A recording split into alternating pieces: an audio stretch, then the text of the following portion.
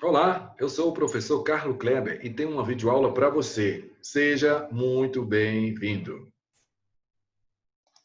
Nossa videoaula de hoje tem o título Lógica de Programação e pertence à disciplina Bases Computacionais da Ciência. Aí está o sumário que nós vamos seguir. Motivação, algoritmo, programa, a melhor linguagem, RoboMind, Scilab. Estruturas sequenciais, estruturas condicionais, estruturas de repetição, prática e estudo individual. E, finalmente, as referências. Nossa motivação. Ora, escrever programas é essencial quando a gente pensa em bases computacionais. Então, nosso intuito é esse, aprender um pouco sobre essa descrição, sobre essa elaboração de programas computacionais. Para começar, a gente tem a definição de algoritmo, que a gente já viu um pouco nos módulos anteriores.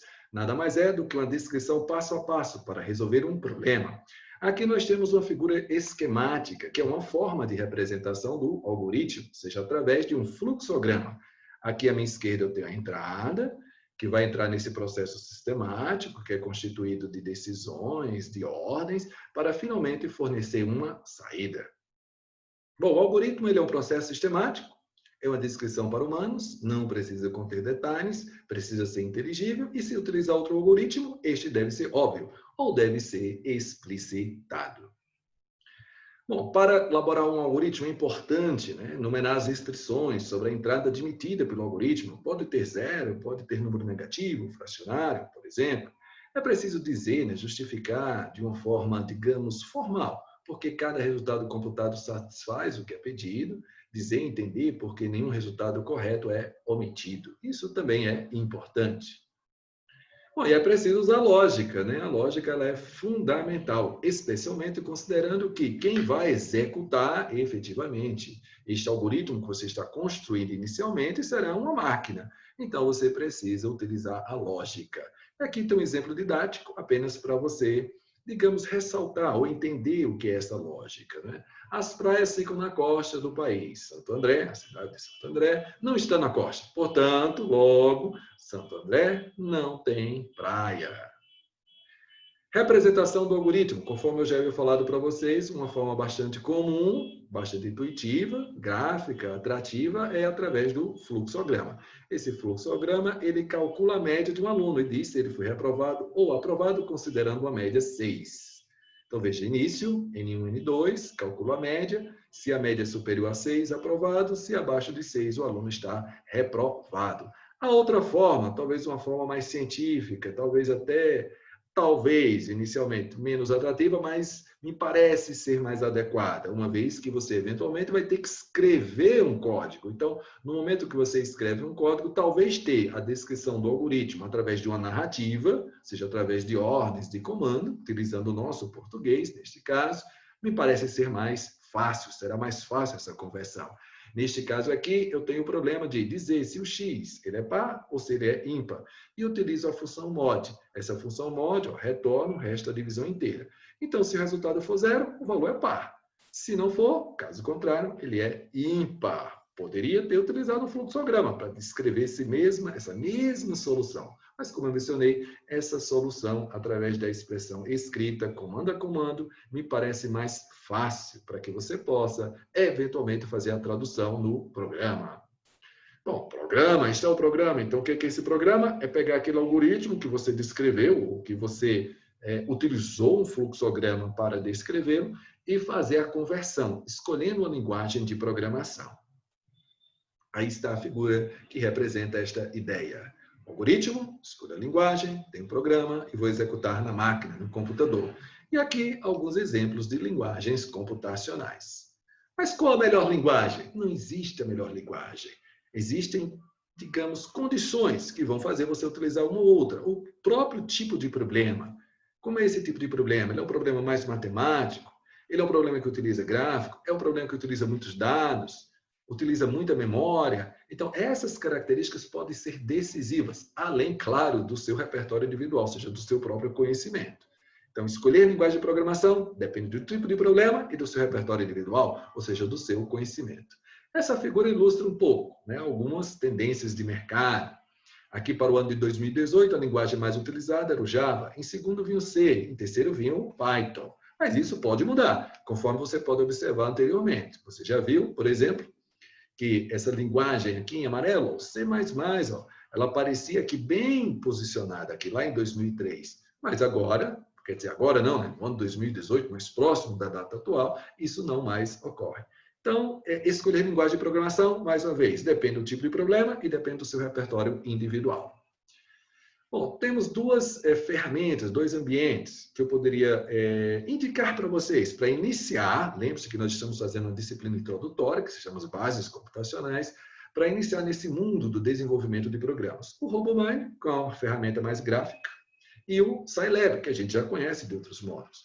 Nós vamos focar mais no Scilab. De qualquer forma, eu apresento a vocês, quer dizer, indico a vocês o RoboMine, para aqueles que quiserem, talvez, algo mais intuitivo. O RoboMine tem essa característica mais intuitiva, porque utiliza um robô, como o próprio nome sugere, para gerar esses códigos, ou, pelo menos, inicialmente, começar a aprender a gerar códigos. Visitem o site indicado. Vamos focar no Scilab. Bom, estruturas sequenciais. Vamos começar daí, né? Bom, obviamente que uma instrução só não resolve um problema. Eu preciso ter uma sequência. Então, é natural que o código seja constituído por uma sequência de ordem, uma sequência de instruções. O que a gente chama atenção nesse slide é a questão desta sequência até da própria instrução independente, ou seja, de cada instrução constituinte. Lembrando da ideia da precedência. Então, vejam, aqui eu tenho uma expressão e aqui eu tenho outra expressão. Vejam que elas são diferentes, apesar de utilizarem, digamos, os mesmos numerais, os mesmos números. Isso por quê? Porque a precedência foi estabelecida de forma diferente por meio dos parênteses. Então, esta é a observação para este slide. Nesse exercício, primeiro exercício, calcular a área, o perímetro, a diagonal de um quadrado de lado x igual a 2. Como que eu faço isso? Aqui está a sequência de instruções lógicas que vão ser utilizadas no Scilab, que você vai digitar, para obter este resultado. Veja que é bastante simples. Aqui eu tenho um print da tela apenas para facilitar, no momento em que você for exercitar isso na sua máquina local. Temos também as estruturas condicionais, ou seja, aquelas que vão tomar uma decisão, vão fazer uma coisa ou outra, a depender desse teste, dessa condição de teste. Essa estrutura é da seguinte forma, é o se, o if, do inglês, a condição, verificação de ser verdadeiro ou falso, essa condição que você está testando. Se for verdadeiro, então você vai fazer isso, caso contrário, que é o else, você vai fazer isso. E terminou.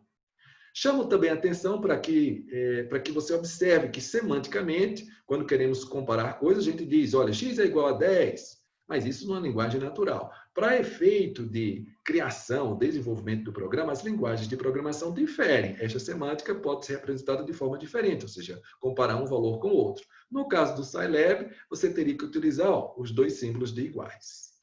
Perfeito? Então, para dizer x é igual a 100, então seria x, esses dois sinais de igual, 100. Perfeito? Então, cada linguagem de programação vai ter uma característica.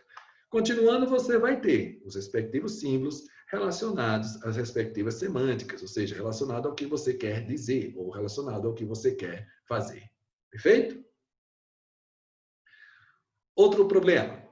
Calcular novamente o perímetro P, D, usando o Scilab. Só que agora você tem que fazer uma classificação. Você vai testar se o x é positivo, não vai aceitar valor negativo, e ainda vai classificar o quadrado em pequeno, médio e grande. Utilizando o quê? Operadores lógicos. Aí está o código. O código é esse. O que eu oriento você a fazer é digita esse código no Scilab e verifica o resultado. O que eu chamo também, claro, atenção é para essas estruturas condicionais. Ó. Esse if, e você tem vários ifs internos, ou seja, existe uma estrutura encadeada, um dentro de outro, alinhado. E ainda, ó, esse else mais externo, que se refere a esse if mais externo. Então, ó, se x for maior do que 0, vai fazer isso daqui, ó, vai fazer essa classificação, pequeno, grande e médio. Caso contrário, olha o else aqui, ó, else, ele vai dizer que o x é negativo. Então, faça isso no Scilab. Escreva e verifique, mas tenha atenção, porque qualquer erro relacionado à sintaxe, ou seja, esquecer um ponto e vírgula, esquecer um sinal de aspa, esquecer um sinal de maior, menor, obviamente que não vai funcionar. Então, tenham bastante cuidado para reproduzir exatamente isso que está sendo mostrado na tela neste momento. E as estruturas de repetição? Ora, quando você bola um algoritmo, quando você vai resolver um problema, pode acontecer de você ter certos comandos que vão ser repetidos por muitas e muitas e muitas vezes. Então, não tem cabimento você escrever ele várias e várias vezes. Tem que ter uma estrutura que faça isso de forma automatizada para você. Nas linguagens de programação, as duas estruturas mais conhecidas, mais utilizadas, é o while, que significa enquanto, teste da condição, se for verdadeiro faz, enquanto for verdadeiro vai repetir, repetir, repetir, ou o contador, o for, ou seja, para. Então, você diz o valor inicial, diz o passo, que é o incremento, e diz o valor final. Então, esse conjunto de comandos e instruções internas ao for vai ser repetido até que se alcance o valor fim. Quando utilizar um ou outro? Ora, não é tão direto assim a resposta, porque depende do problema. Nessa estrutura, você não sabe exatamente quantas vezes você vai repetir, porque você está testando uma condição.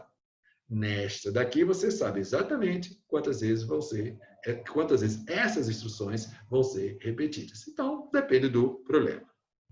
Aqui está um cálculo bem simples do MDC, certo? Máximo divisor comum. Aqui eu aponto para você, de forma bem didática, né, como é que eu posso calcular esse MDC. Por exemplo, entre 320 e 250, eu divido um pelo outro. Verifico qual é a divisão inteira, 1 vezes 250, então sobrou 70, 70 passa para cá, então agora eu divido 250 por 70, então vou ter 3, vai sobrar 40 e assim sucessivamente. Vou repetir isso até que eu alcance o valor zero. Perfeito? Então, até que, como é que eu faço isso no programa? Olha, até que estou utilizando o while. Perfeito? Eu não sei quantas vezes eu vou ter que dividir aquele número. Então, o while seria, digamos, a forma mais acertada para a estrutura de repetição a ser utilizada para a resolução deste problema. Mais uma vez, incentivo você a fazer isso no Scilab e verificar o resultado. Aqui tem um print de tela para te ajudar, para você ver o que é que foi obtido. Bom, estrutura de repetição ainda, outros exemplos. Esse daqui, ó, elabora um programa que calcula a soma dos números pares entre 1 e um número informado x, usando o Scilab. Perfeito, está aqui, ó, x igual a 10, então vai ser 2, 4, 6, 8, 10, deu 30. 2, 4, 6, 8, deu 20, e assim por diante. 6, 2, 4, 6, deu 12. Como fazer isso no Scilab? Aí está aí, ó, um contador. Perfeito? Agora, em vez de utilizar o while, eu estou utilizando um contador, porque eu sei quando eu vou parar. Eu sei exatamente quando eu vou parar. Mas, professor, não poderia ter usado o while também para isso? Poderia. Aqui é apenas uma ilustração, digamos, didática, né? Para que você também veja os dois comandos sendo utilizados. Faça isso no Scilab. Aqui tem um print de tela, mais uma vez, para facilitar o entendimento do que está sendo apresentado. Perguntas. As suas perguntas sempre nas aulas online. Quer dizer, as aulas ao vivo, né? Aquelas aulas, digamos, a cores, que nós nos vemos sempre no horário da sua turma, perfeito? Então, as perguntas estão lá. Ou nos horários também de atendimento. Aí está o Conde de Aprendizagem enfatizando sempre a importância de você exercitar os conceitos que estamos apresentando teoricamente. TDIA, o nosso ambiente. O TDIA é espetacular, esplêndido, fácil de usar. Utilize as atividades que estão sendo postadas lá. Não deixe de fazê-las. Lembrando sempre, né, que Deus vai estar sempre nos ajudando a aprender, né, desde que a gente sente e estude. Referências bibliográficas, o nosso livro, capítulos 5, 6 e 7. Esses slides que eu apresentei estão nesse site público. É só ir até lá, clicar e você tem esses slides. E, além disso, também tem uma lista de exercício teórica para você executar. Juntos somos melhores. Finalizamos mais uma videoaula. Espero que vocês tenham gostado. Até o próximo encontro. Fiquem com Deus e um grande abraço.